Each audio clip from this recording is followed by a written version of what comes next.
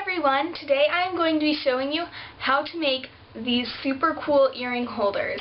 This is one style you can do, and this is another, but it's also very creative. You can do whatever you want. This is mine. My sister made this one for me, so you can see it with all the jewelry on it. See, I have some hooks up there in the netting that I attach the necklaces to, and then down here I have all my earrings. It looks really cute on your wall, so you can show off all your jewelry, or I know some people who'd like to put it in their closet, keep their room nice and clutter-free. So let's go ahead and start the DIY. So to make these frames, you are going to need an old picture frame, some acrylic paints, a staple gun, any kind of paintbrush, some painter's tape, some basic scissors, some pliers, some netting. Alright, so the first thing you're going to want to do is strip your frame. So I have a lot of things I need to take out. I need to take out those metal things. I need to take out these things that hold the picture in. And I also need to sand off these little pieces of foam. Alright, so I'm just going to take my metal pliers and I'm going to pull these pieces out one by one. Grab it and pull. There we go. And I'm going to do that with all of these little pieces around the edge. And next we're going to do the same thing to the other frame. Alright, so both frames now are clean. Next, we're going to paint. I'm going to go get a paper plate so I can put the paint somewhere. So I'm just going to empty a little bit of each color onto my paper plate. So next, take your paintbrush and paint the frames your base color. I am doing stripes on one and little designs on the other. So I'm going to go ahead and paint. So I'm just taking a little bit on my brush, just like that, and I'm painting. So this isn't too fancy. You're just going to paint your whole way around the frame.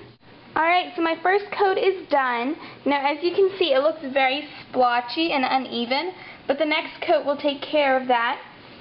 And I'm going to go ahead and wash my brush because it's covered in white paint, and move on to the second frame, which I'm going to paint hot pink. Alright, so that is both my frames painted with their first coat. Alright, so it has been 1 hour, well, an hour and a half. So I'm going to go ahead and do the second coat, and this time I'm going to use a foam brush instead of a bristle brush. These are the little foam brushes I will be using, because that'll give me a cleaner finish. Alright, so this is after coat number 2. Alright, so I'm going to let this dry about 1 more hour, and then I will come back and do coat number 3. Alright, so I just painted the 4th and final coat. I'm going to let this dry probably about 3 hours before I do the detailing because I don't want the painter's tape to do any damage to the tape. Alright, so it is the next day because my camera died and I did not have batteries on hand. So what I was saying is I want the stripes to be evenly spaced between each one, so I want them to all be the same size. So instead of measuring this, I'm just going to use the tape as a measurement.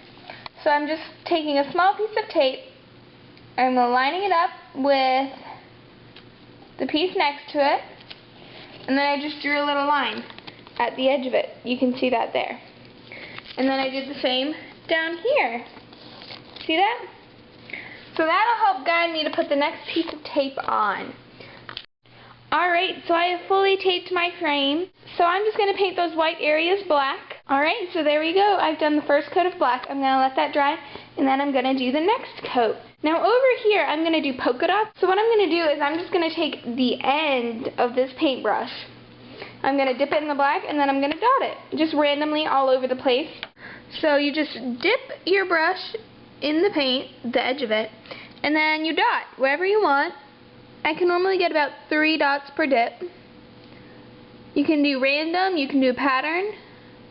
It's up to you. See, that 4th dot is a little bit messed up, so we're just going to go back over it. There we go. The last coat's done, and I will wait overnight for the paint to dry just to make sure it's completely dry. Then I will take the paint off and show you the frame. I'll go ahead and remove the rest of the tape and show you guys when it's finished. Alright, so I am almost done with these frames, and the last thing to do is just add the screen on the back to hang the earrings and necklaces on. So this piece actually works out pretty well to the size of my frame. Alright, now I've cut it down to size, but you don't want to get it too close. See how I have it over the ledge a little bit? Number 1, staple it to the lower part of the frame because you want it as close to the front of the frame as possible. So on this one, I'm going to staple it to this section, not this. So I'm just going to line up one side, and then you're just going to put your first staple right here with the staple gun. Alright, so I've reloaded the staple gun, and I'm ready to go. So I'm just going to hold this down, make sure it's nice and steady, and there we go. Now I'm just going to do this all the way around, about every inch or so. Alright, and there you have it, the finished product. Alright, for this frame I used a different technique and I like it better, but it's completely up to you. What I did for this one is I left the netting intact. It is attached to the giant roll of netting. See that? It's all the way down. So, I stapled it first and that helped me keep it very taut. And now I'm just going to cut along the edge and then I will have both my frames done. Alright, there we have it. 2 finished picture frame earring holders, custom made by you. Thanks for watching, guys. If you have any questions, leave a comment below. Make sure to like this video and subscribe to my channel. If you have any video suggestions, leave a comment below with those too, and I'll make sure to see if I can do them. Thanks for watching, guys. Bye.